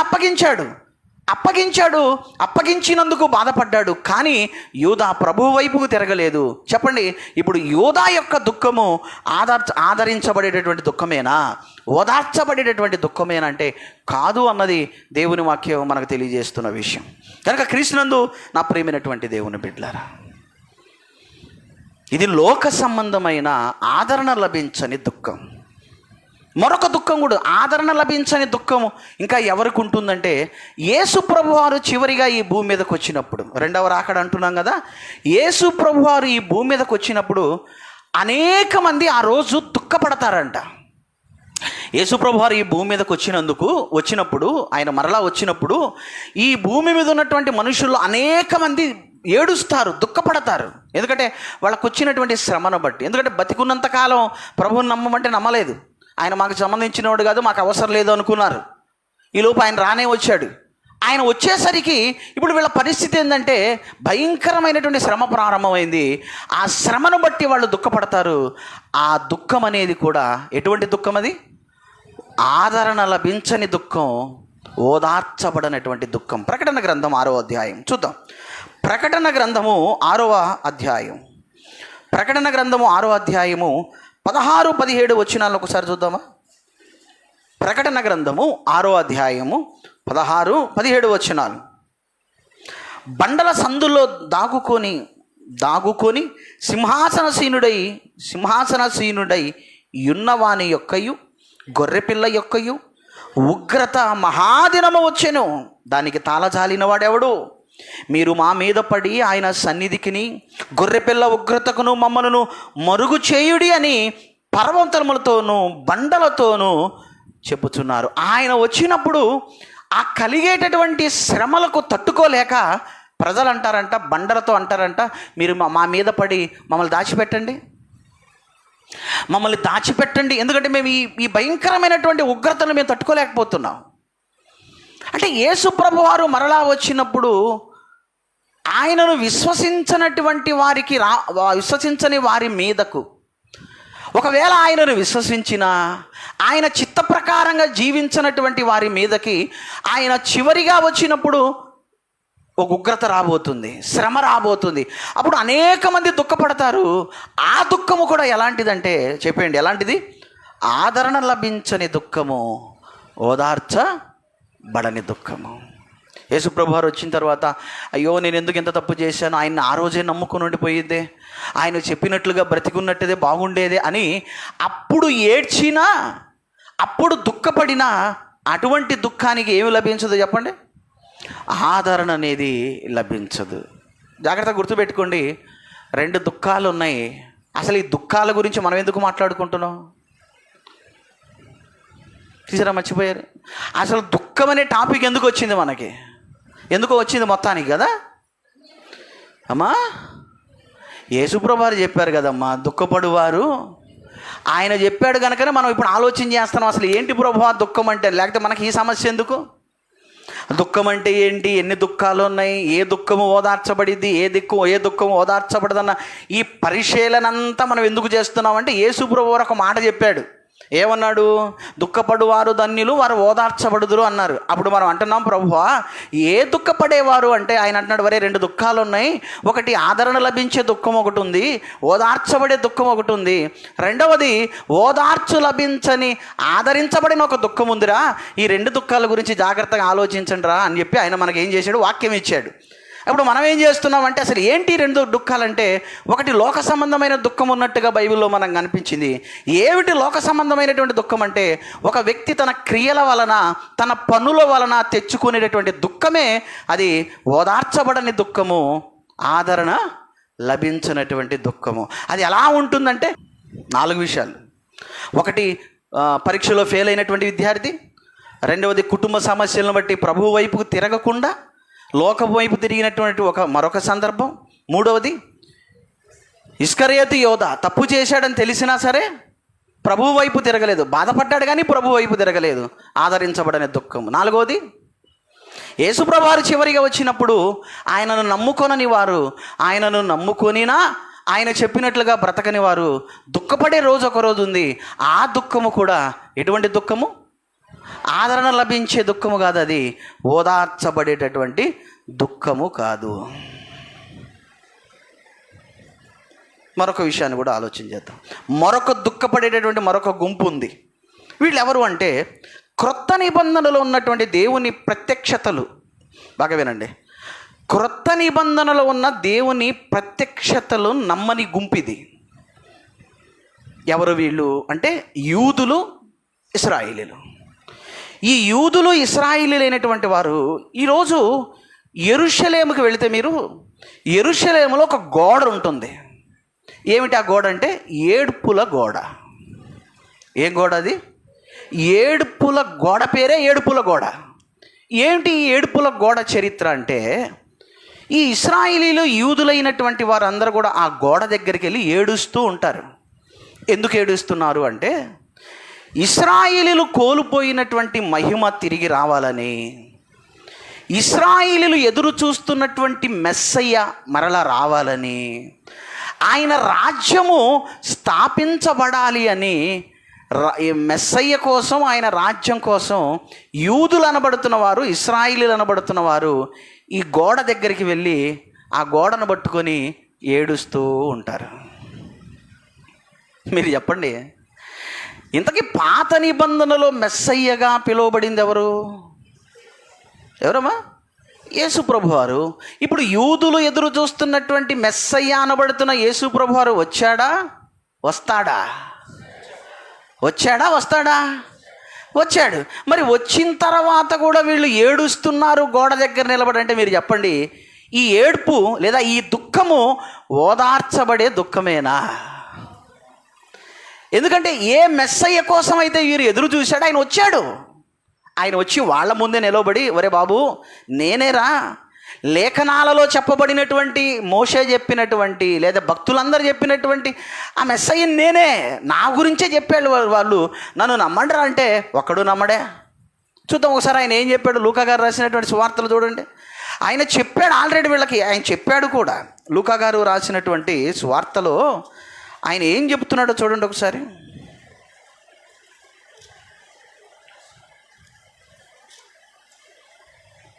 లూకా గారు రాసిన సువార్త 24వ అధ్యాయం. లూకా గారు రాసినటువంటి సువార్త 24వ అధ్యాయం 27వ వచనం చూడండి ఒకసారి. 27వ వచనం. మోషేయు సమస్త ప్రవక్తలు మొదలుకొని లేఖనములన్నిటిలో తనను గురించి వచ్చిన భావమును వారికి తెలిపెను. యేసుప్రభు చెప్తున్నాడు, మోషే మొదలుకొని ఎంతమంది ప్రవక్తలు అవుతున్నారో పాత నిబంధనలో వాళ్ళందరూ ఒక ఆయన గురించి చెప్పారు. ఆయనే మెస్సయ్య, ఆయన వస్తాడు, రాజ్యాన్ని స్థాపిస్తాడు, మమ్మల్ని పరిపాలిస్తాడని ఆయన చెప్పాడు. పాత నిబంధనలో మోషే మొదలుకొని ప్రవక్తలందరూ చెప్పారు. నేను మిమ్మల్ని అడుగుతున్నా, పాత నిబంధనలో ఉన్నటువంటి మోషే గారు మొదలుకొని ప్రవక్తలైనటువంటి వారందరూ కూడా చెప్పిన ఆ మెస్సయ్య ఎవరు? మిమ్మల్ని అడుగుతున్నా, ఆ మెస్సయ్య ఎవరు? యేసుప్రభు వారు. యేసుప్రభు వారేనా? మీరు చెప్తున్నాను ఇప్పుడు ఆ మెస్సయ్య వచ్చాడు, రాజ్యాన్ని స్థాపించాడా? ఏంటా రాజ్యము? సంఘమే. ఆయన వచ్చాడు, ఆయన చెప్పినటువంటి రాజ్యము స్థాపన జరిగింది, సంఘమే. ఇప్పుడు ఆయన పరిపాలన చేస్తున్నాడా లేదా?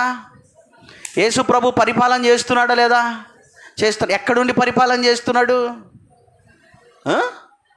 పరలోకములో తండ్రి కుడిపార్శ్వమున కూర్చొని పరిపాలన చేస్తున్నాడు ఆయన. అక్కడి నుంచి జరుగుతుంది మన పరిపాలన. అర్థమైందో లేదో మీకు? ముఖ్యాంశాలు మరొకసారి. యేసుప్రభు ఈ పాత నిబంధనలో ప్రవక్తలు చెప్పినటువంటి మెస్సయ్య ఎవరో కాదు, యేసుప్రభు వారు. అదే చెప్తున్నాడు లూకా సువార్తలో, ఎందరైతే ప్రవచించారో ఆ ప్రవచనములన్నీ కూడా నెరవేర్చబడిన నా విషయంలో ఆ మెస్సయ్య నేనే మీకోసం వచ్చానని చెప్తే ఏం చేశారు వాళ్ళు? ఆయనను అంగీకరించలేదంట. యోహాను గారు రాసినటువంటి సువార్త మొదటి అధ్యాయము. యోహాను గారు రాసినటువంటి సువార్త మొదటి అధ్యాయము 11వ వచనం. యోహాను గారు రాసినటువంటి సువార్త మొదటి అధ్యాయము 11వ వచనం. ఆయన అంటే యేసుప్రభు వారు, ఆయన తన స్వకీయుల యొద్దకు వచ్చాను. ఎవరు ఆయన స్వకీయులు? యూదులు, ఇశ్రాయేలీలు. ఆయన తన స్వకీయుల యొద్దకు వచ్చెను, ఆయన స్వకీయులు ఆయనను అంగీకరింపలేదు. అర్థమవుతుందా మీకు? కొంచెం కష్టం అర్థం చేసుకోవటానికి, కొంచెం జాగ్రత్తగా మనసు పెట్టి వినండి. మళ్ళీ అడుగుతున్నాను మిమ్మల్ని, యూదులు ఎదురు చూసినటువంటి మెస్సయ్య కోను హై? యేసుప్రభు హై, అంతేనా? ఆ యేసుప్రభు వచ్చాడు. రాజ్యం స్థాపించాడు. ఏంటి ఆయన రాజ్యం? సంఘం. పరిపాలన జరుగుతుందా? ఎవరు ఆ రాజ్యంలో ఉన్నటువంటి ప్రజలు? ఎవరు రాజ్యంలో ఉన్న ప్రజలు? ఎవరు? బాప్తీసం తీసుకున్న మనం అందరం ఆయన పరిపాలన కింద ఉన్నోళ్ళం. ఎక్కడి నుంచి పరిపాలన చేస్తున్నాడు? పరలోకంలో తండ్రి కుడిపార్శ్వం నుండి రాజుగా మనల్ని పరిపాలన చేస్తున్నాడు. అర్థమవుతుందా? ఆయన ఆల్రెడీ వచ్చేసి రాజ్యం స్థాపించి పరిపాలన చేస్తే, ఈ రోజుకి యూదులు అనబడుతున్న వారు యెరూషలేములో ఉన్నటువంటి ఏడుపులో గోడ దగ్గర నిలబడి మెస్సయ్య ఎప్పుడు వస్తాడు, రాజ్యం ఎప్పుడు స్థాపిస్తాడు, మహిమని ఇశ్రాయేలు కోల్పోయిన మహిమ మాకు ఎప్పుడు వస్తుందని ఏడుస్తున్నారు, అంటే దుఃఖపడుతున్నారు. అంటే మీరు చెప్పండి, ఈ దుఃఖము ఓదార్చబడే దుఃఖమేనా? ఈ దుఃఖము ఆదరణ లభించేటటువంటి దుఃఖమేనా? ఎందుకు కాదు? వచ్చేసాడుగా. ఇప్పుడు మీకు విచిత్రమైన విషయం ఒకటి చెప్తాను. సరే, యూదులు ఏడుస్తున్నారు అనుకోండి. విచిత్రమైన విషయం ఏంటో తెలుసా? ఇక్కడి నుంచి క్రైస్తవులు అని చెప్పుకునేవాళ్ళు అక్కడికి వెళ్ళి ఆ గోడ దగ్గర ఏడుస్తుంటారు. అర్థమైందా మీకు? యూదులు, ఇశ్రాయేలీలు ఎందుకు ఏడుస్తున్నారో చెప్పాను మీకు. కానీ ఇక్కడి నుంచి కొంతమంది క్రైస్తవులు అని చెప్పుకునేవాళ్ళు హోలీ టూర్ అని చెప్పి వెళుతున్నారు, యెరూషలేంకి వెళ్తున్నారు. ఓకే, వెళ్ళారు, వాళ్ళ డబ్బులు వాళ్ళ ఇష్టం, వెళుతున్నారు. వెళ్ళి ఏం చేస్తున్నారు? యూదులు ఎక్కడైతే ఆ ఏడుపు గోడ దగ్గర నిలబడి ఏడుస్తున్నారో వీళ్ళు కూడా ఏడుస్తున్నారు. ఇప్పుడు నేను అడుగుతున్నాను, మీరెందుకు ఏడుస్తున్నారు? అసలు మీ ఏడుపుకి కారణం ఏంటి? వాళ్ళు ఏడుస్తున్నారంటే మెస్సయ్య రావాలి, రాజ్య పరిపాలన స్థాపించాలి, రాజ్యాన్ని పరిపాలన చేయాలని వచ్చిన యేసు ప్రభు వారిని నమ్మకుండా ఏడుస్తున్నారు వాళ్ళు. ఇప్పుడు క్రైస్తవులైనటువంటి మీరు ఏడుస్తున్నారేంటి ఆ గోడ దగ్గరికి వెళ్ళి? అంటే మీ ఏడుపుకి కారణం ఏంటి? ఏమన్నా ఉందా కారణం? మీరు కూడా ఒకవేళ యేసు మెస్సయ్య రావాలి, ఆయన రాజ్య పరిపాలన, అందుకే ఏడుస్తున్నారా మీరు? అంటే ఏం చేస్తున్నారో తెలీదు, ఎందుకు చేస్తున్నారో తెలీదు, ఏం అర్థం ఉండదు. అసలు ఏదైనా ఒకటి చేస్తున్నామంటే అర్థం ఉండదు. కనుక ప్రభునందు ప్రియమైనటువంటి దేవుని బిడ్డలారా, ఇటువంటి ఒక దుఃఖపడేటటువంటి గుంపు ఉంది. ఈ గుంపు దుఃఖపడుతుంది ఈరోజు కూడా. యెరూషలేములో ఆ గోడ దగ్గర ఈ దుఃఖానికి ఏమి లభించదు చెప్పండి? ఓదార్పు అనేది లభించదు, ఆదరణ అనేది లభించదు. ఎట్లాగో గోడ గురించి మాట్లాడుకుంటున్నాం కాబట్టి గోడ గురించి ఒక చిన్న సమాచారం మీకు. ఏ గోడ గురించి? ఈ యెరూషలేము గోడను గురించి ఒక చిన్న సమాచారం మీకు ఇస్తాను. ఈ గోడ అనేది యెరూషలేములో అది ఎక్కడ నిర్మించి ఉంటుందంటే, ఈ గోడ అనేది ఇది దక్షిణానికి, అంటే యెరూషలేముకి దక్షిణంగా పశ్చిమన ఈ గోడ నిర్మాణం చేయబడి ఉంటుంది. ఈ గోడ క్రీస్తు శకం 70లో యెరూషలేము దేవాలయం అనేది పడగొట్టబడింది. టైటాస్ అనేటటువంటి రోమా చక్రవర్తి యెరూషలేము దేవాలయాన్ని పడగొట్టేశాడు క్రీస్తు శకం 70లో. అలా క్రీస్తు శకం 70లో యెరూషలేము పడగొట్టినప్పుడు ఈ గోడను మాత్రం వదిలేశారు. ఇప్పుడు వీళ్ళు ఎక్కడైతే ఏ గోడ దగ్గరికి వెళ్ళి ఇప్పుడు ఏడుస్తున్నారో ఆ గోడని కూల్చకుండా వదిలేశారు. ఈ గోడ అనేది ఆలయానికి, యెరూషలేము ఆలయానికి అతి పరిశుద్ధమైన స్థలానికి సమీపంగా ఉంటుంది. ఈ గోడ అతి పరిశుద్ధ స్థలానికి సమీపంగా ఉంటుంది కాబట్టి ఇశ్రాయేలీలకు అది అతి పరిశుద్ధమైనదిగా వాళ్ళు భావిస్తారు. యూదులు, ఇశ్రాయేలీలు ఆ గోడని ఎందుకు పరిశుద్ధమైనదిగా భావిస్తారు అంటే, అది ఆలయంలో అతి పరిశుద్ధమైన స్థలానికి దగ్గరగా ఉంటుంది. అందుకని వీళ్ళకి, యూదులైనటువంటి వాళ్ళకి ఈ గోడ అతి పరిశుద్ధమైనదిగా అది పిలువబడుతుంది. కాబట్టి వీళ్ళు ఏం చేస్తుంటారంటే ఆ గోడ దగ్గరికి వెళ్ళి చెప్పండి ఏడుస్తూ ఉన్నారు. వాళ్ళు ఏడుస్తున్నారంటే యేసు ప్రభువారిని వాళ్ళు నమ్మక ఏడుస్తున్నారు. మరి క్రైస్తవులైన వాళ్ళు ఎందుకు ఏడుస్తున్నారు? ఇల్లు అక్కడికి 1000 రూపాయలు ఖర్చు పెట్టుకొని యెరూషలేమని వెళ్ళి ఏడవటానికా? ఎందుకు ఏడుస్తారు? పోనీ మీరు ఏడవడానికైనా కారణం ఉండాలి. వాళ్ళంటే యేసుప్రభు రావాలని, మెస్సయ్య రావాలని ఏడుస్తున్నారు. మీ ఏడుపు ఎందుకు? మీరు కూడా అదేనా ఏడుపు? కనుక ప్రియమైన దేవుని బిడ్డలారా, చెప్పండి, ఈ దుఃఖం అనేది చెప్పండి ఓదార్పు లభించని, ఆదరణ దొరకని దుఃఖం. ఇప్పుడు మరొక దుఃఖాన్ని గురించి చెప్తాను. మరొక దుఃఖం ఏంటంటే, ఇంకొక గుంపు వారు ఉంటారు. వీళ్ళు ఏం చేస్తారంటే, వీళ్ళు దేవుని మందిరంలో ముందు వరుసలో కూర్చొని వీళ్ళు ఏం చేస్తుంటారంటే పెద్ద పెద్దగా ఏడుస్తూ ఉంటారు. ముందు వరుసలో కూర్చొని మేము పాపులమని ఏడుస్తూ ఉంటారు. దీన్ని ఏమంటారంటే పాపుల ప్రార్థన అంటారు. దీన్ని ఏ ప్రార్థన? పాపుల ప్రార్థన. ముందు వరుసలో కూర్చొని పెద్ద పెద్దగా కేకలు పెట్టి ఏడుస్తూ ఉంటారు. అయితే ఇక్కడ విషయం ఏంటంటే, దేవుడు ఆయన యొద్దకి మనల్ని ఎలా రమ్మంటున్నాడు?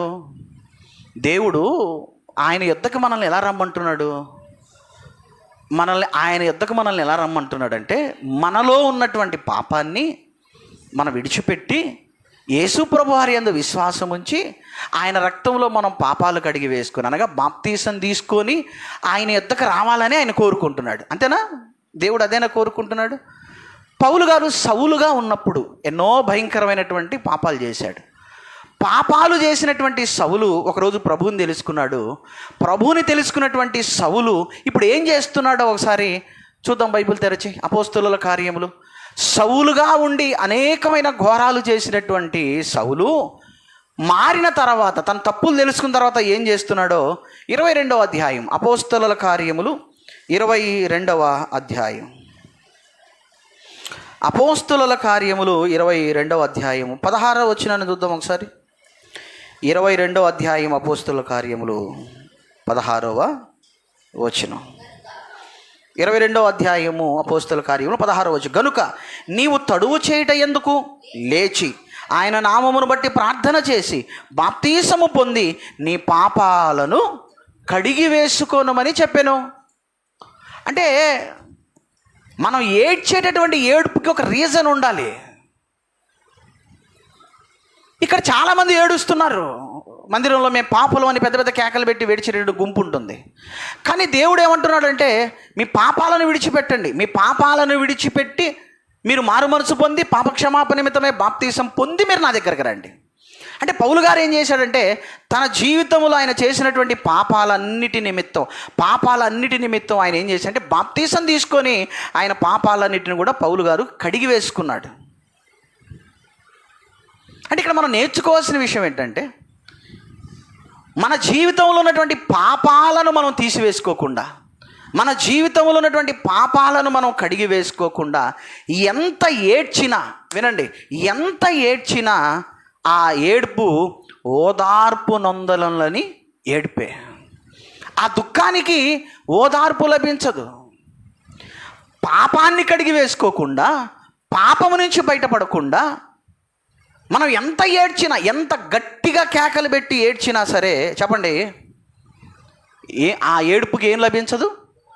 ఓదార్పు లభించదు. నువ్వు ఎందుకు ఏడుస్తున్నావు? నువ్వు పాపివని ఏడుస్తున్నావు. Right, very good. నువ్వు పాపివని ఏడుస్తున్నప్పుడు, నువ్వు పాపివని దుఃఖపడుతున్నప్పుడు, నీ పాపాన్ని కడిగి వేసుకునే అవకాశం నీకు అందుబాటులో ఉన్నప్పుడు యేసుప్రభు వారి రక్తం రూపంలో నువ్వు దాన్ని ఆశ్రయించి నీ పాపాలని కడిగి వేసుకోవాలి. కానీ పాపాన్ని కడిగి వేసుకునే అవకాశం ఉన్నా ఆ పని చేయకుండా నువ్వు ఎంత ఏడ్చినా కూడా ఆ ఏడుపుకి లేదా దుఃఖానికి ఓదార్పు ఎలా లభిస్తుంది? అంతేనా? అవకాశం లేకపోతే, నాకు అవకాశం లేదు అని నువ్వు ఏడిస్తే దానికి అర్థం ఉంది, దానికి ఓదార్పు లభిస్తుంది. ఏదో అడిగాడు పిల్లవాడు కావాలని, ఏడుస్తున్నప్పుడు తల్లి ఏం చేసిందంటే వాడు అడిగింది తీసుకొచ్చి వాడికి ఇచ్చింది, వాడి ముందు పెట్టింది, అది వాడి దగ్గర పెట్టింది. ఇప్పుడు వాడికి ఇచ్చిన తర్వాత వాడికి దగ్గరగా ఉన్నా కూడా ఏడుస్తున్నాడంటే తల్లి ఏం చేస్తుంది? ఇప్పుడు వాడిని అరే నీకేమైనా మైండ్ పని చేస్తుందా అని చెప్పి వాడికి సన్మానం చేసిద్దా లేదా? సన్మానం చేస్తుందా లేదా? ఎందుకు ఏడుస్తున్నావు అడిగిద్ది. నాకు పలాంది కావాలి. అడిగావా? ఇదిగో నీ దగ్గరే ఉంది, అదిగో నీ కళ్ళ ముందు. అయినా ఎందుకు ఏడుస్తున్నావు? అయినా ఎందుకు ఏడుస్తున్నావని వాడికి సన్మానం సత్కారం చేసిద్దా లేదా? అప్పుడు ఏడుపు ఇంకా ఎక్కువైంది. ఆ ఏడుపు లేదా ఆ దుఃఖము ఎటువంటిది?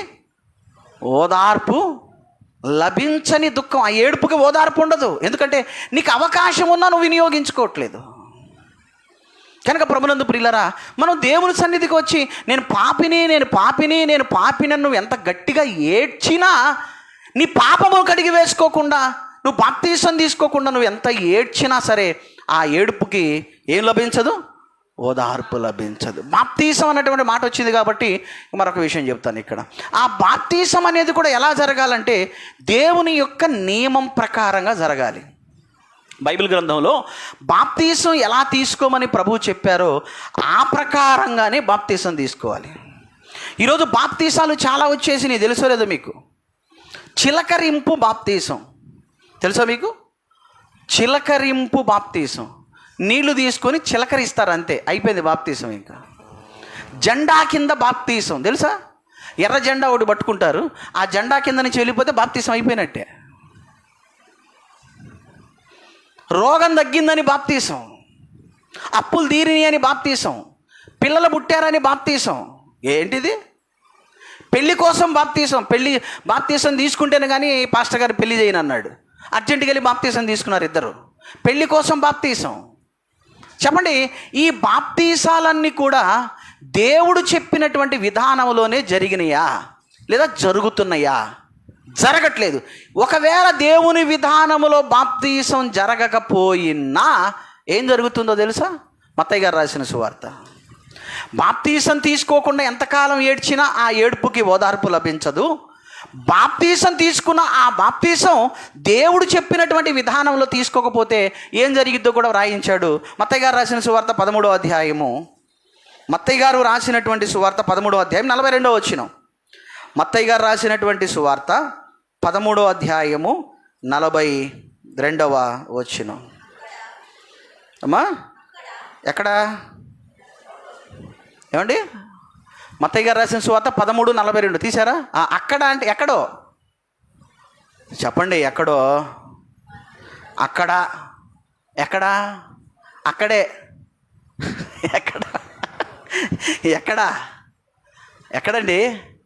అక్కడే. ఎక్కడ?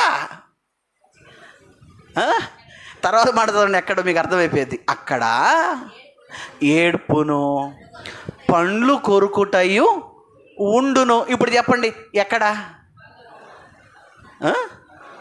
అంతే, పాతాళములో, నరకములో. ఇలా చెప్పానే స్టార్టింగ్లో మీకు. అది ఇక్కడ చెమట పడితే తుడుచుకోవడం కచ్చిపు తీసేటట్టు అంటాం.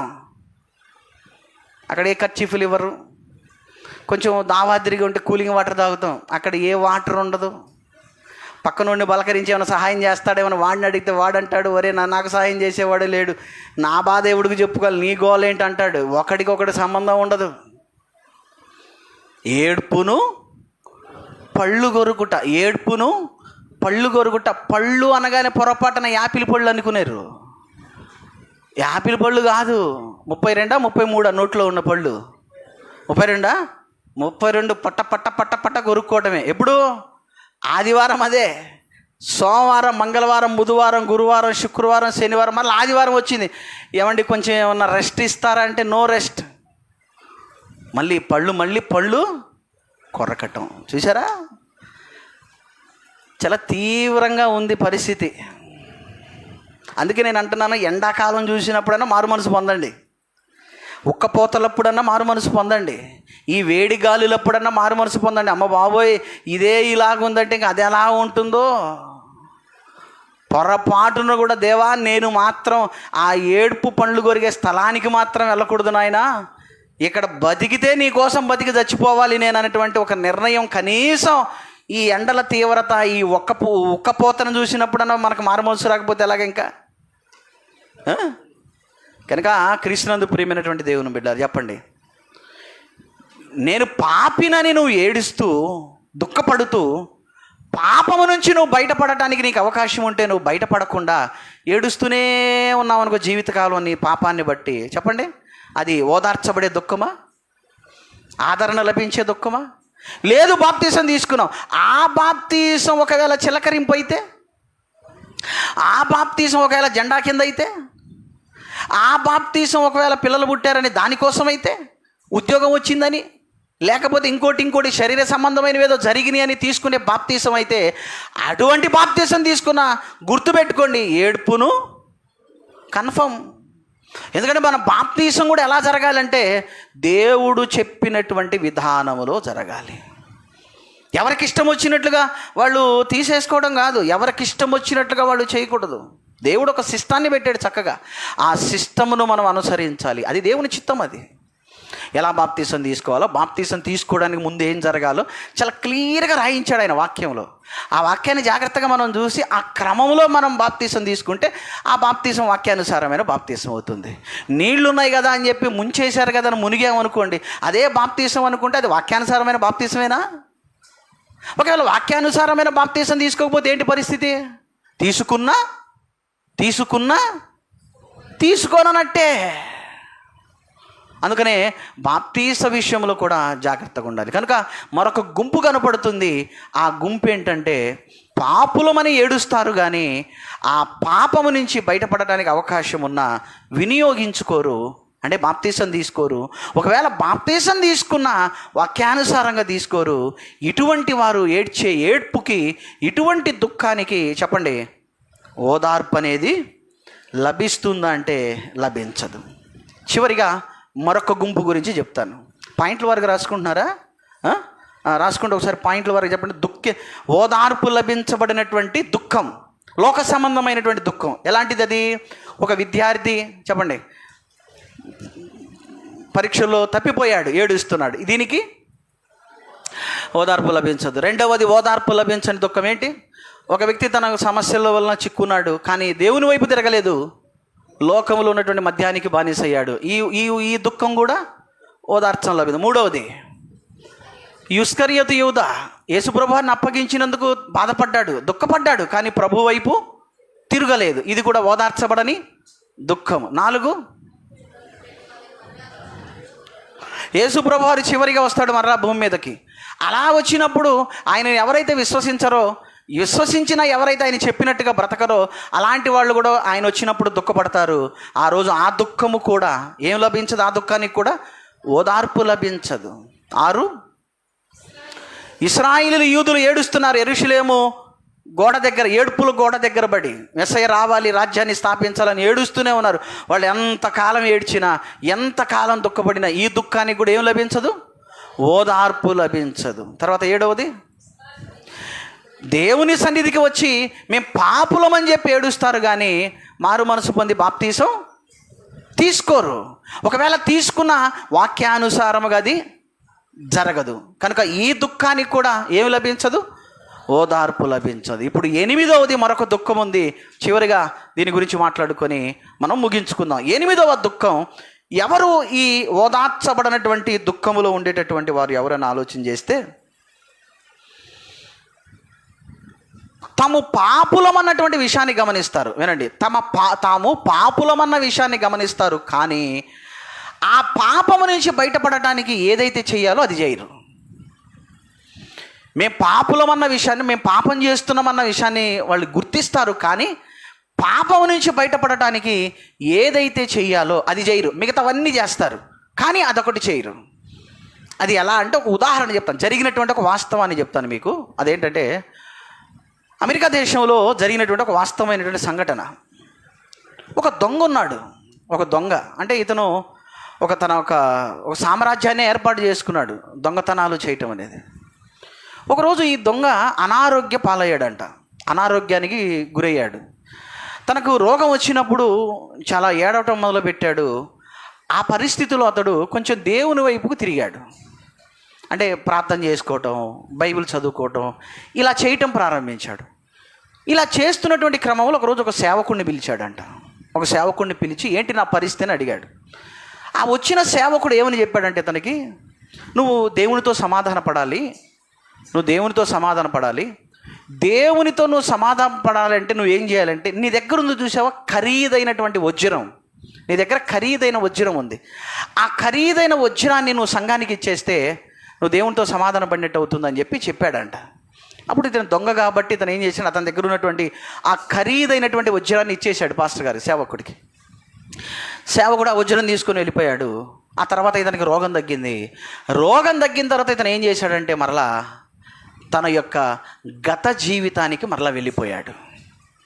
అంటే ఏ దొంగతనాలు అయితే చేసేవాడో తిరిగి మరలా ఆ దొంగతనాలు చేయటానికి వెళ్ళిపోయాడు. అంటే తన గత పాత జీవితానికి, పాపపు జీవితానికి వైపు అతను వెళ్ళిపోయాడు. అంటే ఇక్కడ మనం తెలుసుకోవాల్సినటువంటి వాస్తవం ఏంటంటే, చాలామంది తమ జీవితాల్లో కష్టం వచ్చినప్పుడు, ఇప్పుడు మనలో కూడా చాలామంది, మనకేదన్నా ఆరోగ్యం బాగాలేదనుకోండి, మనకేదన్నా రోగం వచ్చిందనుకోని వెంటనే మనకు గుర్తొచ్చేది ఎవరు? దేవుడే గుర్తొస్తాడు. దేవుని దగ్గరికి వెళ్తాం, పశ్చాత్తాపడతాం, ఏడుస్తాం, సహాయం చేయమని అంటాం. Right, very good. దేవుడు దయ చూపించి మనకు వచ్చినటువంటి రోగం తగ్గగానే, లేదా మనకు వచ్చినటువంటి సమస్య అనేది పోయిన వెంటనే, ఎంతమంది చెప్పండి, మనలో ఎంతమంది మనకు వచ్చినటువంటి రోగం లేదా మనకు వచ్చినటువంటి సమస్య తీరిపోగానే దేవుణ్ణి విడిచి లోకం వైపు వెళ్ళిపోతున్న వాళ్ళు ఎంతమంది చెప్పండి? ఉన్నారా లేదా? చాలామంది ఆరోగ్యం బాగాలేనప్పుడు దేవుణ్ణి ఆశ్రయించి, ఆరోగ్యం బాగైన తర్వాత దేవుణ్ణి విడిచి మరలా తమ పాత జీవితానికి వెళ్ళిపోతున్నారంటే, సమస్యలు వచ్చినప్పుడు దేవుణ్ణి ఆశ్రయించి సమస్యలు తీరిన తర్వాత దేవుణ్ణి విడిచి మరలా లోకం వైపు వెళ్ళిపోతున్నారంటే మీరు ఆలోచన చేయండి. అంటే ప్రభునందు ప్రియమైనటువంటి దేవుని బిడ్డలారా, తాము ఏది చెయ్యాలో అది చేయట్లేదు. ఇప్పుడు ఈ దొంగ ఏం చేయాలి? వజ్రం ఇచ్చేస్తే సరిపోదు అతని దగ్గర ఉన్నది. అతను ఏం చేయాలంటే తన జీవితాన్ని దేవుడికి ఇవ్వాలి. అదే కదా, తన పాత జీవితాన్ని విడిచిపెట్టేయాలి, తన గత జీవితాన్ని విడిచిపెట్టాలి, తన పాపపు జీవితానికి సంబంధించినవన్నీ కూడా అతను వదులుకోవాలి. ఇది చెయ్యాలి. అతను దాన్ని విడిచిపెట్టి ప్రభునందు విశ్వాసం ఉంచి నూతన జీవితాన్ని ప్రారంభించాలి. ఇది చెయ్యాలి. కానీ ఇవ్వటానికి మాత్రమైతే ఇచ్చాడు, కానీ చెప్పండి, ఏదైతే చెయ్యాలో అది చేయలేదు. ఇలాంటి వారు నేటి సమాజంలో కూడా ఉన్నారంటారా లేరంటారా? అంటే మనం ఏదైతే చెయ్యాలో దాన్ని చెయ్యం మనం. కనుక దీన్ని మనం ఏమనొచ్చు అని మనం ఆలోచన చేస్తే, ఇదేంటంటే నిజాయితీ లేనటువంటి దుఃఖం ఇది. ఏ దుఃఖం ఇది? ఈ దుఃఖములో నిజాయితీ లేదు. నిజంగా మన దుఃఖములో నిజాయితీ ఉంటే, దేవా ఇదిగో నేను తప్పు చేస్తున్నాను అన్నది నిజంగా మన దుఃఖం అయితే, ఆ దుఃఖము నిజాయితీ కలిగిందైతే మనం మరలా ఏం చేయం చెప్పండి? తప్పు చెయ్యం. ఒక తప్పు చేసి మనం దేవుని దగ్గర దుఃఖపడుతున్నాము అంటే ఆ దుఃఖం అనేది నిజంగా నిజాయితీ కలిగిందైతే మనం తర్వాత ఏం చేయం? ఏ తప్పు విషయం అయితే దేవుని దగ్గర మనం దుఃఖపడ్డామో అది మరలా మనం చెయ్యం. ఏ తప్పు విషయం అయితే మనం దేవుని దగ్గర దుఃఖపడుతూ మరలా అదే మనం చేస్తూ మరలా దుఃఖపడుతూ మరలా అదే చేస్తూ మనం దుఃఖపడుతున్నామంటే మీరు చెప్పండి, ఆ దుఃఖములో నిజాయితీ ఉందా? నిజాయితీ లేదు. కనుక నిజాయితీ లేనటువంటి ఈ దుఃఖముకి ఏం లభించదు? ఓదార్పు లభించదు. ఇది ఆదరణ లభించేటటువంటి దుఃఖం కాదు. ఇది ఈ దుఃఖానికి ఆదరణ లభించదు. ఈ దుఃఖం అనేది ఓదార్చబడదు. వీళ్ళు ఎలాంటి వారంటే యేసుప్రభు వారు బైబిల్లో ఇలాంటి గుంపు గురించి మాట్లాడుతూ ఒక మాట చెప్పాడు. చూద్దాం, మత్తయి గారు రాసినటువంటి సువార్త 7వ అధ్యాయం 21వ వచనం. మత్తయి గారు రాసినటువంటి సువార్త 7వ అధ్యాయము 21వ వచనం. 7:21. ప్రభువా ప్రభువా అని నన్ను పిలుచు ప్రతివాడు పరలోక రాజ్యములో ప్రవేశింపడు కానీ పరలోకమందున నా తండ్రి చిత్త ప్రకారము చేయువాడే ఇవి చెప్పండి, వీళ్ళని ఏమనొచ్చు? వీరు నిజాయితీ లేనటువంటి వారు.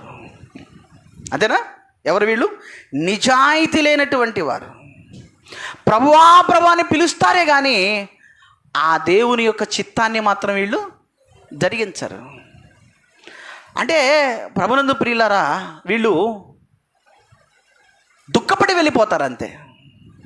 వీళ్ళు చేసేది ఏంటంటే వస్తారు, కాసేపు ఏడుస్తారు, వెళ్ళిపోతారు, వస్తారు, ఏడుస్తారు, వెళ్ళిపోతారు. కానీ ఏదైతే చెయ్యాలో అది చేయరు. ఏదంటే దేవుని చిత్తం, జరిగించవలసినటువంటి దేవుని చిత్తాన్ని జరిగించకుండా వచ్చి ఏడ్చి వెళ్ళిపోయే వాళ్ళ యొక్క దుఃఖము నిజాయితీ లేనటువంటి దుఃఖము. అటువంటి నిజాయితీ లేనటువంటి దుఃఖానికి చెప్పండి ఏమి లభించదు? ఓదార్పు లభించదు. అంటే దేవుని చిత్తాన్ని ఏ మాత్రం కూడా జరిగించరు. కావాలంటే ఏడుస్తారు కాసేపు వచ్చి, ప్రభువా మేము తప్పు చేసాం, ప్రభువా మా తప్పు అయిపోయిందని ఏడుస్తారే కానీ నిజంగా ఏడ్చిన తర్వాత చెప్పండి, మన దుఃఖంలో నిజంగా నిజాయితీ ఉంటే, ఒక విషయంలో మనం బాధపడుతున్నాం దేవుని దగ్గర అంటే మరలా అది మనం చేస్తామా చెప్పండి? నిజంగా మన దుఃఖం నిజాయితీ గలదైతే చెప్పండి, చేస్తామా? మరలా చేస్తున్నామంటే చెప్పండి, మన దుఃఖం ఏంటి? నిజాయితీ లేని దుఃఖం. అంటే ఏడవటానికి ఇష్టపడిపోతున్నాం మనం. ఏడ్చేస్తే 2 కన్నీటి బొట్లు గార్చేస్తే ఆయన ఐస్ అయిపోతాడని, ఆయన మనల్ని ఓదార్చేస్తాడని అనుకుంటున్నామే కానీ ఆ దుఃఖములో నిజాయితీ లేదని కేవలం మనం ఏడవటానికి మాత్రమే పరిమితం అయిపోయి ఏది చెయ్యాలో మనం అది చెయ్యకుండా వచ్చి ఏడ్చి వెళ్ళిపోతున్న వారం మనం. కనుకనే మన దుఃఖములో నిజాయితీ లేదు. నిజాయితీ లేని ఈ దుఃఖానికి ఏమి లభించదు? ఓదార్పు లభించదు.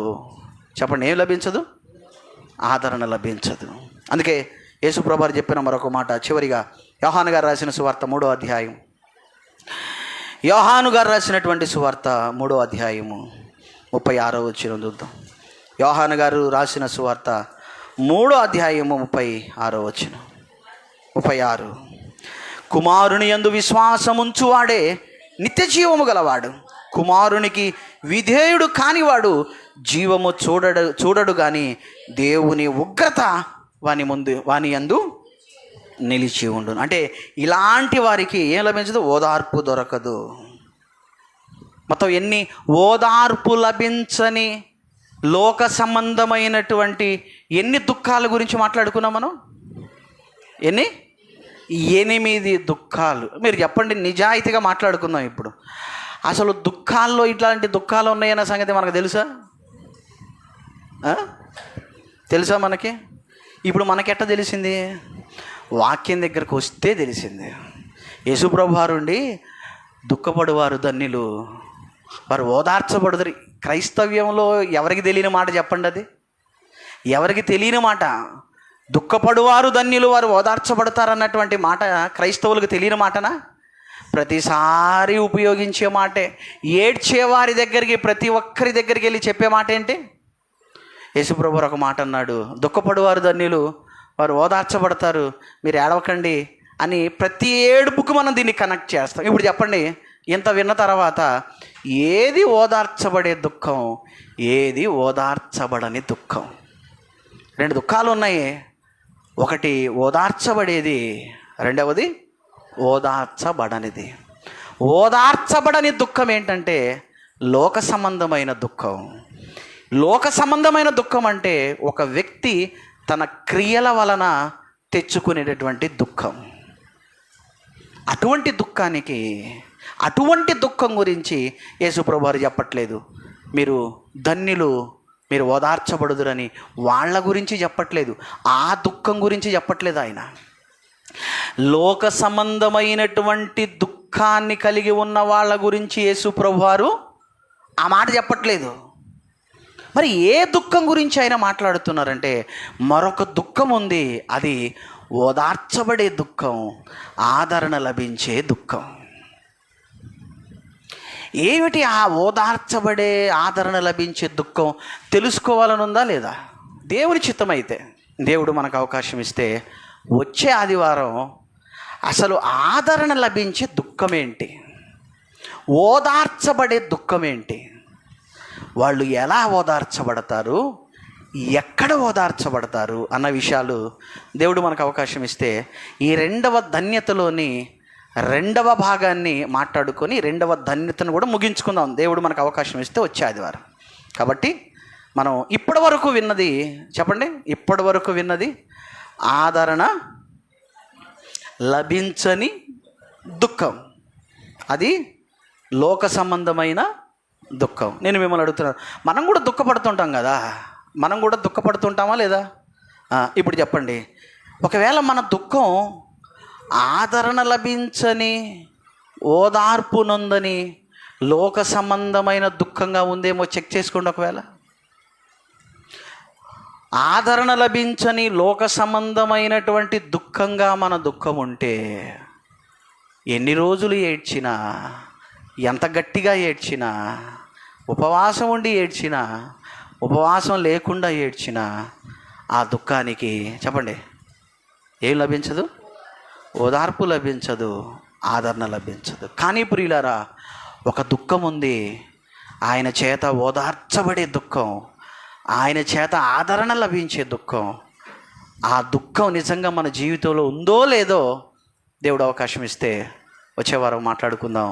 విన్న వాక్యాన్ని హృదయంలో దాచుకొని, ఎండలు ఎక్కువగా ఉన్నాయి కదా అని వాక్యాన్ని మర్చిపోకుండా, ఎండలు ఎక్కువగా ఉన్న వాక్యాన్ని హృదయంలో దాచుకొని నెమరవేసుకుంటూ వాక్య ప్రకారంగా బ్రతికితే చెప్పండి, ఇక్కడ ఎండ దెబ్బ తగిలినా పర్వాలేదు, అక్కడ ఏ దెబ్బ తగలదు? నరకం దెబ్బ తగలదు.